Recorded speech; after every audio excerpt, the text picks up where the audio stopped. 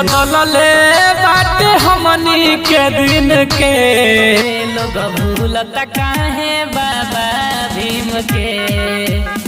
जय भीम साथियों, नमो बुद्धाय। आज है 26 नवंबर और आज के दिन है भारत का संविधान दिवस। और इसी संविधान दिवस पर आप सभी के चहेते चमरान स्टार विकास राव एक बहुत ही प्यारा सॉन्ग लेके आए हैं, जिस सॉन्ग का नाम है लोग भूलता काहे बाबा भीम के। जी हाँ दोस्तों, ये सॉन्ग बहुत ही प्यारा है और इस सॉन्ग को लिखे हैं पवन प्यारे जी और म्यूजिक दिए हैं मनु राज जी। तो दोस्तों, अगर आप सभी करते हैं विकास राव का सपोर्ट और आप सभी भी है बहुजन समाज से, तो इस गाने को एक बार जरूर सुनिए, क्योंकि इस गाने को संविधान दिवस के शुभ अवसर पर छोड़ा गया है। जाइए इस गाने को सुनिए। इस गाने को छोड़ा गया है संघर्ष रिकॉर्डिंग हिट चैनल पे।